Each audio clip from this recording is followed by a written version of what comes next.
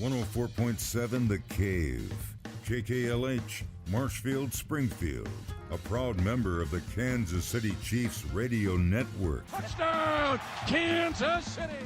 Now, it's time for Ned Talk.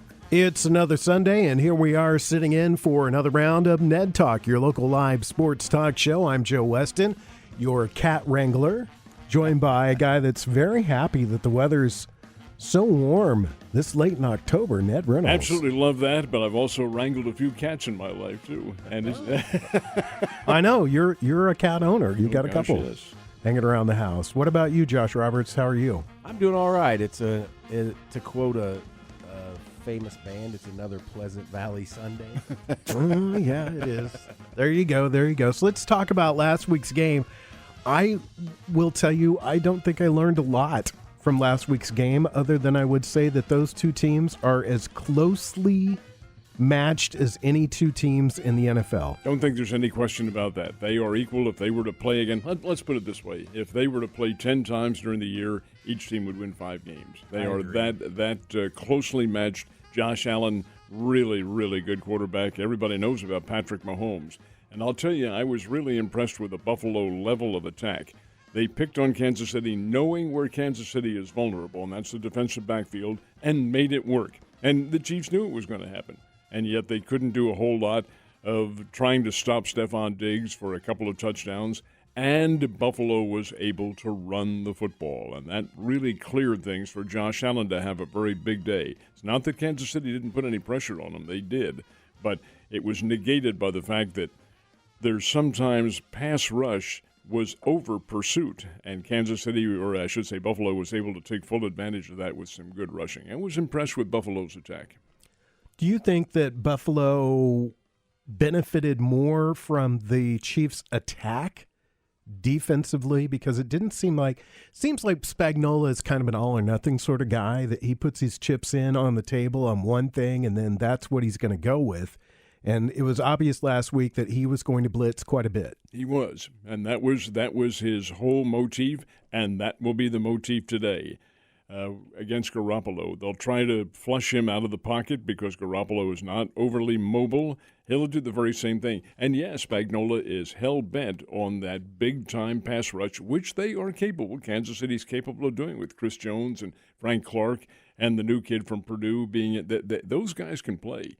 But you also have to take a calculated effort in doing that, because when you do it every time, teams are going to make quick adjustments to that, especially good quarterbacks, and that can happen. And that's where the big plays came in at. Indeed. Is that they had a couple of rookies that were out on islands, and Josh Allen was smart enough to take advantage of those. And those were the game-deciding plays in that matchup. In the couple of fly patterns that he threw to Stephon Diggs, no question about it, they were the game-deciding touchdowns, and they were not bullet passes by any stretch of the imagination. They were timed accurately.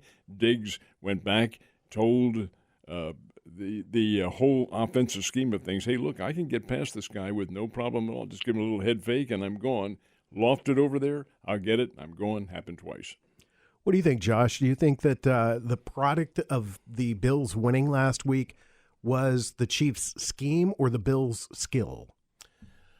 Ooh, and that's kind of tough to answer. I think it's probably 60-40 Bills' ability, and 60% Bills' ability and 40% scheme from the Chiefs. I understand, you build this game plan over the course of a week. You're satisfied that it's going to work, but then you have to be able to adjust and pull back a little bit if things aren't working. And, I think the Chiefs, they didn't totally blow it with their defensive scheme, but I think they could have maybe pulled back a little bit and tried to support the D-backs a little more, because that is where their weakness is in the defense. We have to remember, too, it's a two-sided scheme here, because the Chiefs' defense also has to be taken into consideration here, and Buffalo was able to exploit that in many single respects. Now, Kansas City's offense, they sent the receivers downfield. It's only Buffalo's defensive backfield was better. Yeah. They were able to knock away passes, except for Travis Kelce, and he is designed – he gets down there. He runs medium level for the most part, either short passes or medium-level crossing patterns, because he can get himself free, and at 6'5", he's really, really tough to handle. He's best tight end in football right now. And if teams can somehow negate that, then Kansas City would have troubles, but they can't. They can't stop him, and that'll be the case with the 49ers today. Buffalo Bills did a great job in the first half of the game, because I looked at my wife and I said, Travis Kelce's non-existent in the first half of this game. Second half of the game, he exploded. He was all over the place. We're sitting here, and I think we're almost splitting hairs, because I honestly don't think the Chiefs' defense played that bad. They didn't. They didn't. They played, and this game was, and you can correct me on this, Ned, the game was below the over/under, because it was not a high scoring game as everybody thought it was going to be. Right. Both defenses played extremely well. The Chiefs really were in control of the game until the one pass play where they, gave up the touchdown on a guy on an island on rush on an all-in blitz. And I guess my question to both of you is, I'm not really criticizing anybody, because I think the Chiefs played a very good football game. I agree with you, Ned, that if these two teams played 10 times, they'd probably each both be 5-5 or 6-4 or whatever, really evenly matched. But do you think that Spagnuolo could have maybe mixed that a little more, shown blitz, backed out, come up? But that's all a gamble all the time. Well, it is, in any respect it is, and I'm in no way implying that Kansas City's defense didn't play well. They did. No, they followed the game plan exactly as Spagnuolo wanted it to. They put the pressure on. It's just that Josh Allen is good enough to overcome that pressure. Now, there are many, many other QBs who are not. Yep. And when whomever it might be, is faced with these big behemoths coming in there and raising hell with him in the backfield, that's a different story. But Allen can handle something like that, as can the Buffalo offensive line, and forming a pretty doggone good pocket. It's a good team. Buffalo is a very good very, team. very good team. Very good team. I really didn't take anything away from it. I was not incredibly disappointed that the Chiefs lost, and I really felt like all the way through that game, they had it. And then at the end, it was just a couple of mistakes that ended up throwing the game Buffalo's way. I thought the defense played extremely well. Josh Allen's a great running quarterback. I think a lot of people lose sight of that, too. He's probably one of the top 3 rushing quarterbacks in the NFL, and they really shut him down. Different from Mahomes. Mahomes is a scrambler and can run laterally either way. Now, Allen doesn't do so much that. He's capable of it, but he's more north-south running. Play-action passes where he will run with the ball, or quarterback draws. He's very good at something like that. But fortunately, the Chiefs don't have to play him anymore unless it's in the playoffs. Yeah, it was a great game. I really enjoyed it. It was an incredibly well-played game. The Chiefs, like I said, probably made 2 mistakes on the defensive side with a couple of passes, and then offensively they looked pretty good. Oh, yeah. Except for a couple of mistakes. Patrick Mahomes throwing a couple of passes that were probably not advised during the course of that game. But it's amazing to me, and I'll get your opinion, both of you, is how week to week the Chiefs look extremely different. We go back 2 weeks to the Indianapolis game, and they couldn't do anything. Against Tampa Bay, they did everything at will. Mm-hmm. And then this last week against Buffalo, and granted, you're looking at 3 different NFL teams and 3 different skill levels of NFL teams. The Chiefs played, I felt, offensively kind of conservative. Well, Joe, you just answered your own question there, your own charge. Every single team is different. When they take the field against San Francisco this afternoon, they're not going to be seeing a mirror image of somebody else. They're going to be seeing an altogether different attack. The same with now the one against Indianapolis. I really feel like centered upon the Chiefs not being ready to play, and Indianapolis is not in Kansas City's ballpark. Tampa Bay was compromised. They had a lot of injuries, got off to a slow start in the game, yet they still put 31 points on the board. So that one you can kind of throw out. That might be a whole lot different if they were to play them again.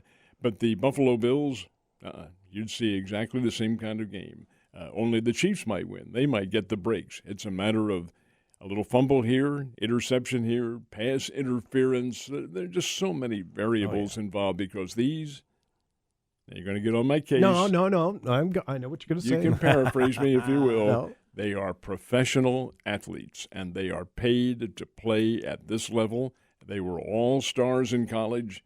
Hey, these guys have, and they have pride. A lot of these guys Well, I say they all have pride. There's some of them who may be playing for the paycheck. They all are. But fact of the matter is their skill level is right up there on a parity that we probably have seen for years and not taken into consideration. Josh, what are your thoughts? I think it's a testament to both of the teams' defenses that the score was so low, because the Chiefs didn't make a bunch of mistakes, like you said, and the Chiefs played well on offense. But it's always disappointing when they only score 20 points. You know, I mean, that's a team that could score 50 on any given night. So I think that is a testament to the Bills' defense. It was a solid game on both sides for the most part. And yeah, I mean, I agree with what you guys are saying. I think if they played 10 times, it'd be 5-5 for both of them. It'll be interesting to see if they both end up where they both end up in the playoffs, in the playoff structure, to see if maybe that's your AFC Championship game again. And it would go through Buffalo. Yeah, it would. You know, which would be nice and cold. Unless there's some upsets along the way. Unless there's some upsets along the way. Right now it's a Buffalo thing to lose. But Ned Talk on 104.7 The Cape, your local live sports talk show. At least I'm semi-alive. These other guys are fully alive here. So let's talk about the team that they're facing today. They're facing the San Francisco 49ers. And if I'm not mistaken, Ned, when we were kind of wrapping up last Sunday, you said trap game. Watch out for this one. Why do you say that? Well, I'm going to alter that just a little bit. As opposed to trap game, I'm going to call it a sleeper game. There is a difference. The sleeper game, your team, in our case, the Kansas City Chiefs, should probably win. But a loss would not be terribly surprising. A trap game is Indianapolis, when you know you should win and you don't. This is a sleeper game because San Francisco is coming off a loss, a 28-14 loss to the Atlanta Falcons, to whom they should not have lost. San Francisco is better than that. But the 49ers have a long, long list of injuries that have really played havoc with any consistency that they've been able to come up. Yet, having said that, you look at their defensive numbers, and they're at the top of the NFL in rushing and passing defense. Now, have they played anybody like Mahomes? No, they have not. They will today. Will that defense be able to manifest itself? Garoppolo, by the same token, may very well have a kid named McCaffrey in the backfield. He won't start, but I do suspect he's going to play. They'll throw him in there, and McCaffrey is a very big addition to that San Francisco team. Mm-hmm. He's a hard runner. Now, with Carolina, he didn't have much of a team around him. He will with San Francisco, and he possibly can make a difference in this team. The point spread in this one's only 1 point. Really? That's a pick'em game. Wow. That's, yeah. Win or lose, somebody's going to win by 1 point, certainly. So it manifests itself in an interesting way. And I find the San Francisco challenge to be a pretty doggone severe one here. Garoppolo is the type of quarterback who, if he gets into a rhythm and starts passing, and the Chiefs' defensive secondary is giving up a lot of passing yardage, that can be problems. I'm not predicting anything right now. We'll wait. But I can see a tough game coming up for the Chiefs. Christian McCaffrey, he was been trade bait since the beginning of the year. Actually, in the preseason, his name was tossed out there. The Chiefs were suitors at one time. A lot of negative press this last week, a lot of people felt on the tires. How would you feel if he was starting for the Chiefs today? McCaffrey? Yeah. Oh, I feel really good because he's a tough player. That's not to say the Chiefs running backs aren't, but McCaffrey's a cut above everybody else. He's just a hard-nosed, determined individual. And while he's new with the 49ers, like only about 3 or 4 days, well, let's see, no, that's probably wrong. Only about 2 days. He probably got there Friday. Again, you're handing him the ball. Now, does he have to run one way or the other? Well, sure, but it's handing him the ball. Go. And then he can go. And he's a great receiving. He is also a fine receiver. Great receiver, too. I would have liked to seen the Chiefs be in on that, but there was a lot of people who felt the price tag of four draft picks were a little high. What are your thoughts on that, Josh? I think that's a little high. And correct me if I'm wrong, but hasn't he had some injury issues? He's had knee injury. Yeah, and so that's the thing you always worry about, and that's what affects the value of players when you're talking about trades and things like that. He's had some injuries that for most players are probably debilitating enough that you would think he's not as good as he used to be. He's a solid player. It would have been nice to have somebody like that, but I really don't think the Chiefs don't run the ball enough anyway. I mean, and they're average when they run the ball, they average 5 yards a carry, but they don't established the run enough in these games, in my opinion. You know how many yards they ran against Buffalo? How many? 65. Yeah, see, that's the problem. So I don't know that. I mean, maybe if they had gotten McCaffrey, they would have changed that, but I don't know. So it's going to be interesting to see.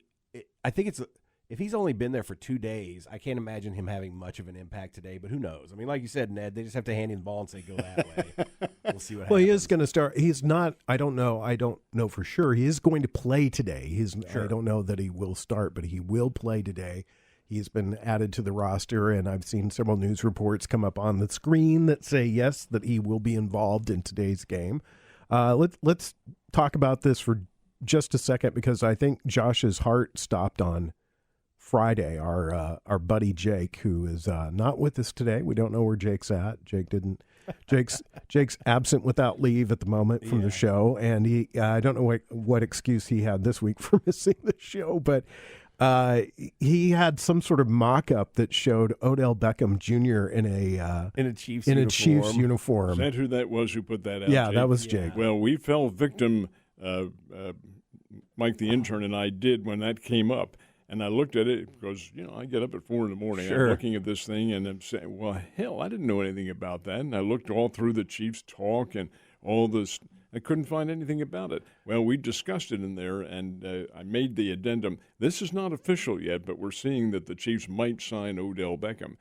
Pointed out that this was, I think it was the author's name was misspelled. Well, Adam Schefter. Alec pointed out that Adam Schefter's name was spelled wrong on the meme. So, yeah, I think it was just somebody, trolling. Well, what would you think about that? I think it would be That'd a be awful. terrible trade or a poor signing. They took a chance with Josh Gordon. They took a chance with Juju Smith-Schuster. They took a chance with How about the running back Le'Veon Bell? Yeah, Le'Veon Bell. At a certain point, the behavior of these players has to be taken into account.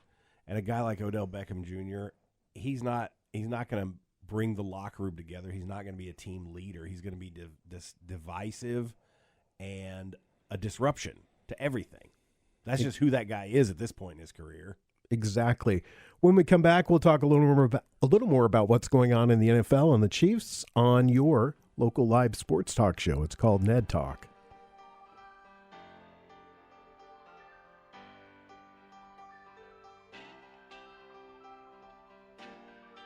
You're listening to Ned Talk on 104.7 The Cave, part of the Kansas City Chiefs Radio Network. Back to Ned Talk on 104.7 The Cave, a proud member of the Kansas City Chiefs Radio Network. About 35 minutes away from the start of the Chiefs pregame show, and let's get a report from Ned Reynolds about Art Haynes. Art is making, according to our last report, which was last night as a matter of fact, making very, very slight improvements, and that's really all you can ask. He's in a rehab unit in Nebraska, in the state of Nebraska, and it's a rehab unit that specializes in individuals who have had, number one, either spinal injuries or, number one, a spinal problem of some sort brought in by a virus, which is his case. But they being the rehab people, seem to be confident that he can overcome this. He is making improvements. He's starting to maybe utter some words. He still may be on the ventilator just a little bit, and he needs to get off that, which he will. But this is a long, long improvement road, folks. And Arthur, who is just a great guy and a longtime friend, a longtime working buddy. Heck, he and I did the Bears games for 20 years. He is a consummate professional. And there is a GoFundMe page for Art Haynes. Your contributions would be more than helpful. It's a long process. I do feel like he will overcome. How much of a residual effect, that nobody knows. Only the good Lord above knows that. But Arthur he's tough, and he's going to try to get better. And I know he will get better. Good. Well, if Art Haynes can survive the way the Bears are playing football right now, I think he can survive anything. What happened, Ned? I mean, what's going on? I do not know. They played such a great game against Arkansas, which, interestingly enough, was Art's last broadcast. Of course, he didn't know it at the time, but the Bears had such a great game, almost knocked off Arkansas, let it get away in the fourth period, which, of course, they're a Southeastern Conference Division 1A or FBS team, so that aspect of it is not surprising. They had a greater depth. As it turns out, Arkansas may be a little bit overrated. They're not a bad team, but the Bears gave them such a great fight, and they have not been the same since then. You have to think, well, they left it on the field. I can't believe that, because Bobby Petrino is a very good coach. This is a very good football team, but there's something missing. Lost to South Dakota State in their next game, and South Dakota State's now the number 1 team in the country. 28-14, game that Bears were certainly competitive. Go to North Dakota and play indoors at Grand Forks and get blown out up there. That one bothered the devil out of everybody. And they come back down here, play Southern Illinois 2 weeks ago, have a 14-0 lead and let it get away, and then get outscored in the game 38-0. Final score was 38-21. And then yesterday, you take a look at the stats, and the total overall offense of Northern Iowa, which is just a Midland team, not great, but not bad either, is almost twice as much as what the Bears had. It's 520-some yards to 250 or something like that. This can't be. What is going on? Then you take a look at the defensive stats, and you see that Northern Iowa had 5 sacks of the quarterback. Bears had none. Wow. 5 sacks for something like 40 or 45 yards and losses. Well, come on. Something is not working with this team. I'm sure Coach Petrino does not have the answers. He would have had it. The team is skilled. They've got good players. I don't think they're working very well together. They're not a cohesive unit. Now they are out of the playoffs. There's no way they're going to make it now with 4 straight losses in their conference. Have Western Illinois here to play next week. That's the homecoming game. Western Illinois is not very good. But right now, neither are the Bears. 0-4 in the conference. Western Illinois comes in. Then the Bears go to, I think, South Dakota. I know they have these teams remaining. Western Illinois, South Dakota, Youngstown State, and Indiana State. They have those teams remaining on the schedule. And should have beaten. They should be beating all of them. But so far they have not been, and I'm sure that's a great puzzle, not to mention the fact that it's a great disappointment. It looks, from just what you're saying, just paper-wise, that the Bears' defense is not getting it done. It is not. It is not at all. Defensively, they've been picked apart. But there are all, Joe, there are manners to any kind of team event like this.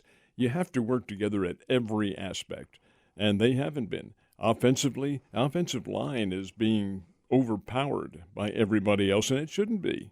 Now, you knew ahead of time going into the season that they were lacking a little bit in experience. They'd lost some good players up there, but hey, you make up for that with transfers coming in and with freshman players and so forth, and it hasn't worked. That's been a problem. Defensively, they're being picked apart in the defensive backfield, kind of like the Kansas City Chiefs are in a way, but the quarterback sacked 5 times, you can't have that. Can't have it at all. Not at all. Yesterday, your Alabama Crimson Tide got back to their winning ways. Yeah, that's good. Whatever. Come on, Josh. You got to put together something articulate here. I have low hopes for the rest of the season for Alabama. I just don't think that they have gelled the way that Coach Saban thought they would.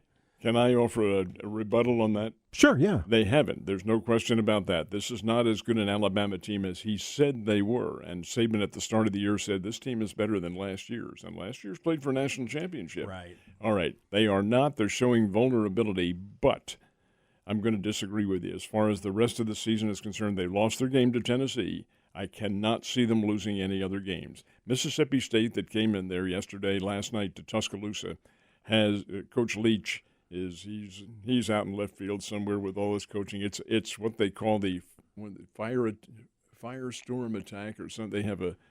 He always names his offenses, but it's wide open, passing all over the place. Well, Alabama knew it was going to happen. Yeah, beat them 30-6. Okay, that's a nice victory for them. Alabama still has some pretty good games remaining with Ole Miss, and they have LSU is next week that they play them.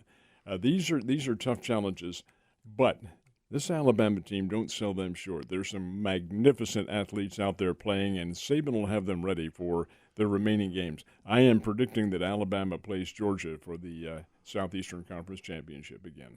I could see that. I could also see Alabama playing Tennessee again for the SEC Championship. There's the game of the Tennessee can upset Georgia. And I think that one is, if I'm not mistaken, November the 5th. It's when Tennessee and Georgia play, and I think they play in Athens, if I'm not mistaken, Athens, Georgia. That will be a dynamic clash, but Georgia is a cut above all of them. Oh, I agree. Georgia right now looks like the best team with a bullet, Number one with a bullet. Yeah. All right, let's jump back to the NFL really quickly. Let's talk about the Chiefs for just a minute as we get set for the game, which starts the pregame show starts 27 minutes from now. Let's talk about the Chiefs, and we've seen them play good teams. We've seen them play bad teams, and it's really hard for me to believe that we're at really more or less the midway point of the season. This is the 7th game of the season. There's 17 on the schedule. So you could say this week, next week, and the week after, really the middle part of the season. The Chiefs have a bye, which comes at a really good time for them. They've had this really tough opening schedule.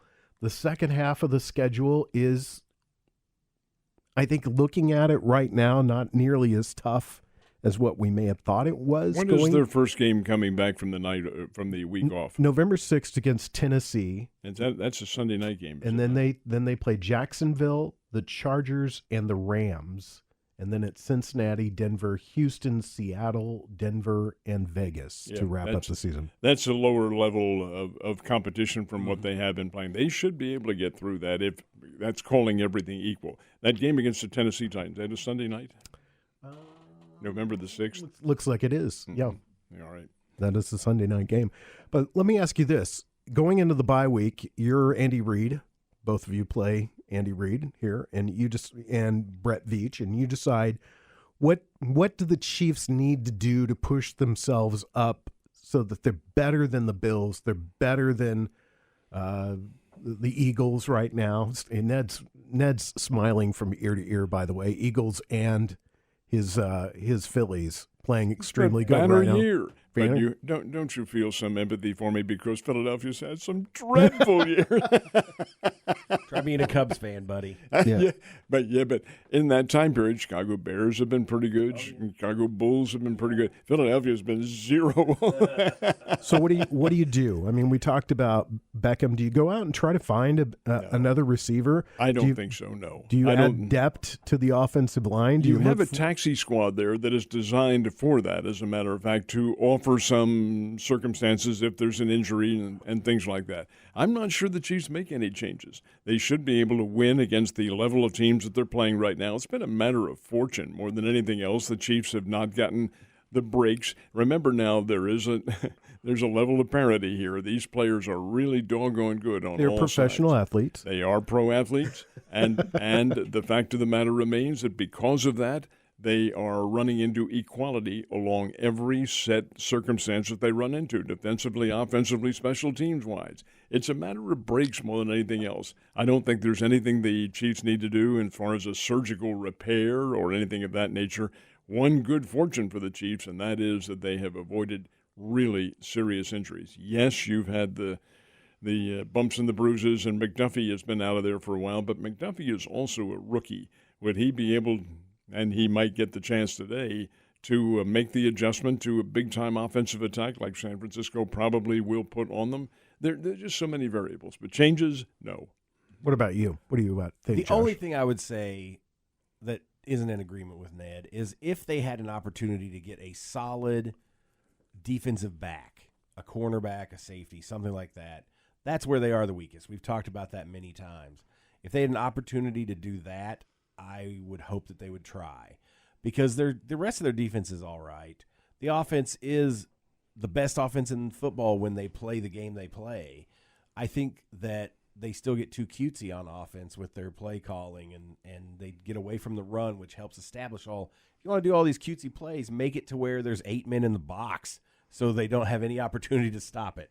But anyway, I think that's the only thing that they should look at is if there is a solid defensive back that's available, they should try to get him. Well, Bonehead Willie Gay is back in the lineup today, so that's a good move for the Chiefs. That is something they don't have to give up to get somebody back. So, well, keep in mind, though, that the Chiefs have played pretty well even without Willie Gay in there. Oh, yeah. You're listening to Ned Talk on 104.7 The Cave, part of the Kansas City Chiefs Radio Network. Back to Ned Talk on 104.7 The Cave, a proud member of the Kansas City Chiefs Radio Network. Chiefs pregame show is coming up shortly, so stick around for the pros to take over. The guys who get paid the big bucks to do it, not like us. Anyway, we love doing it. We love talking about sports, and that's why we're here on Sunday together. Myself, Ned Reynolds, Josh Roberts. We are getting you set for the Chiefs and the 49ers coming up a little bit later on this afternoon. We've talked about it over the past couple of weeks. Most magical time of the year. So much sports going on, football, basketball, hockey, and Ned and I's favorite, baseball. One of us is sad and one of us is happy. Ned, you're the happy one. Your Phillies playing some good ball. This is my boyhood team. Of course, when you're away for half a century, as I've been, you kind of lose a little bit of touch. But it's nice to see my old hometown really getting tremendously excited about the baseball team. The Phillies and Eagles have always been the keynote part of the Philadelphia sports public. 76ers, of course, came along much later, and the Flyers were born after I had already left. So it's been, now that's 50-some years ago, so they have really engendered their own fan base. But the Phillies and the Eagles are really the core of Philadelphia identification, and seeing Philadelphia play as well as they have. That's the good side. The bad side is I don't think Philadelphia should be there. And they need to restructure these. It's not going to happen, but the playoffs with all these wild card teams, I do not like it. The championship teams are the ones who need to be in there. How do you rectify it? I'll tell you how. John Smoltz had the answer. You divide the season in halves, and then you have your separate half champions playing and maybe another wild card team or two. That way you get a more representative viewpoint. Los Angeles Dodgers should not be on the sidelines with 100 victories this year, nor the Atlanta Braves with 101. Said that before, but I'll take a back seat with this one. I disagree with you. I like the excitement of all the teams.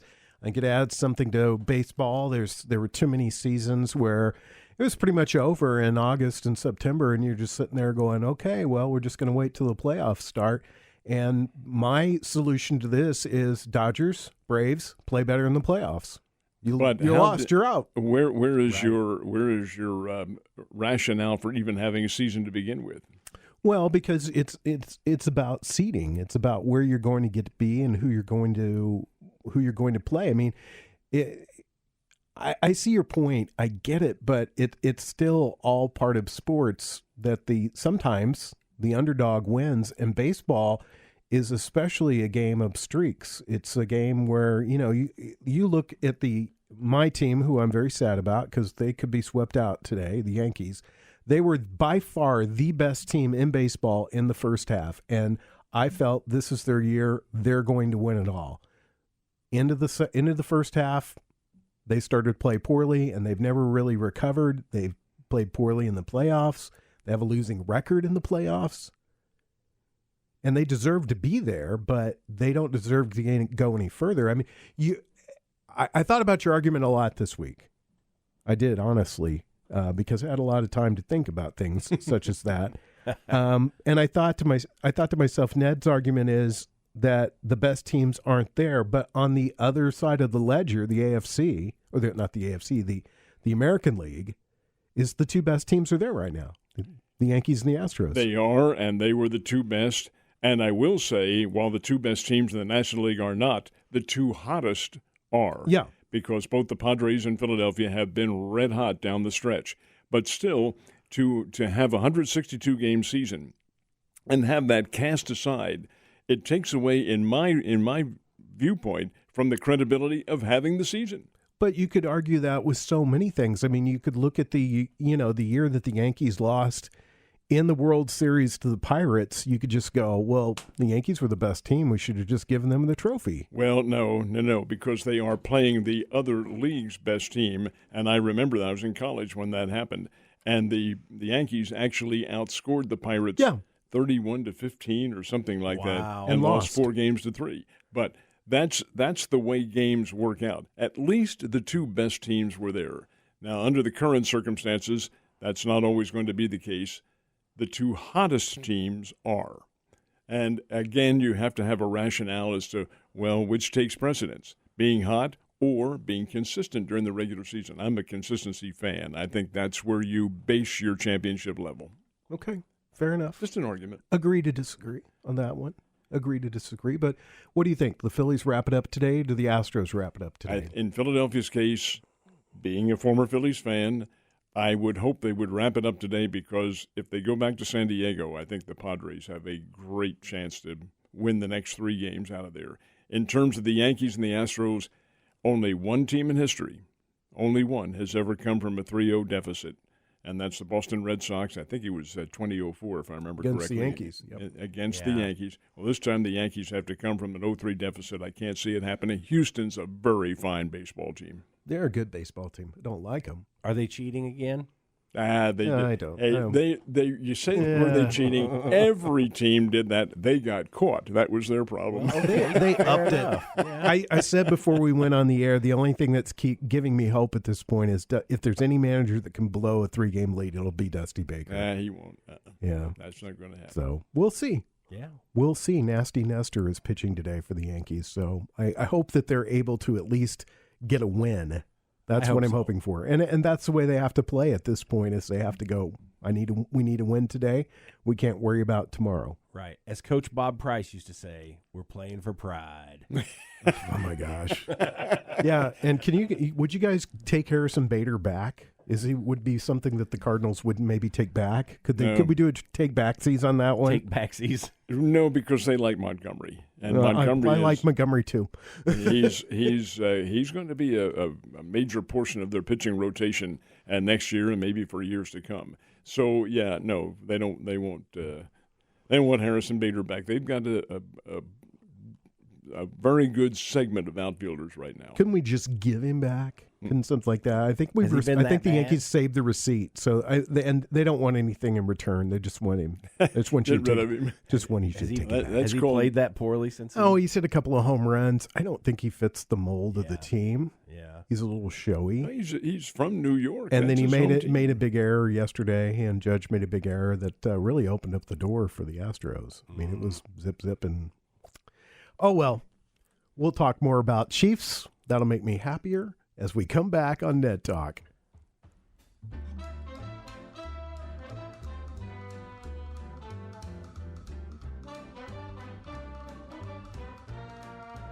You're listening to Ned Talk on 104.7 The Cave, part of the Kansas City Chiefs Radio Network. Back to Ned Talk on 104.7 The Cave, a proud member of the Kansas City Chiefs Radio Network. Warm, sunny day around here in the Ozarks. We hope that translates out to San Francisco as the Kansas City Chiefs. There's Patrick Mahomes on the TV right now. And so was Christian McCaffrey. Getting set to play the 49ers this afternoon. Should be a great game. It is time for us to do our picks, to tell you who we think is going to win in today's game. We'll start with Mr. Reynolds. What is your pick? This one has me very puzzled, guys. It's, as I mentioned earlier, this is a sleeper game. Kansas City probably should win. They're a 1-point favorite. That's a pick'em game. Kansas City probably has, man for man, the better team. But San Francisco is not chopped liver. They are a very good football team. Garoppolo has done a nice job in coming off the bench to replace the Lance kid, who is out probably for the year. Garoppolo can play. He has good running backs. McCaffrey will play a little bit for San Francisco today. Kansas City's defense has to really tighten up because Garoppolo is going to give them an air raid as far as the passing attack is concerned. Can San Francisco run the ball on the Chiefs' defense? Nobody else has been able to. San Francisco's defense is right up there with the tops. Still, I'm going to pick Kansas City to win this one. The over-under is 49 in this game. I think that's probably legitimate. I'm going to say Kansas City wins this one by a score of maybe 28-24. What do you think, Josh? I think the Phillies and the Yankees are going to win. I think this will be a close game. I think the Chiefs will win. I was thinking 28-20, so I'm right in the same idea with you, Ned. But yeah, I mean, I hope the Chiefs' offense shows up in full force and they put a bunch of points on the board and protect their defense that way. I'll go over, and I'll say the Chiefs win 35-17. Just because I don't know. I just have a good feeling about today's game. Yeah. And if you're out there betting, please bet against me, because typically when I get a good feeling about games, it does not work out very well. So we all pick the Chiefs to win, and I hope everybody enjoys their Sunday. I hope you enjoy your Sunday, Ned. Thank you. That's very nice. I think it's a beautiful day outside. My goodness sake, let's get out and enjoy it. I'm pulling for your Phillies. Thank you. I've got some cousins who live in Philadelphia, so I know they're on cloud nine right now. Well, they're lifelong Philly fans. I think the game's already started, if I'm not mistaken. Let's take a look and see if maybe there's any score on that very quickly. But the fact is that there are, I know the fans are there. They've been there 45,000 strong for every single one. And that in and of itself manifests a good backing for the team. While Ned's trying to find that score, I want to say thanks to Corbin Campbell. 0-0. 0-0. I want to say thanks to Josh Roberts, Mike the intern. I've got COVID brain right now. Brian Tyndall. Just thanks to everybody out there that listens to the show. We really appreciate it. We'll be back in 2 weeks. And our broadcast will be at 5 o'clock as we get you set on that day for the Chiefs in a Sunday night game against Tennessee. We'll see you guys then. Be safe and good.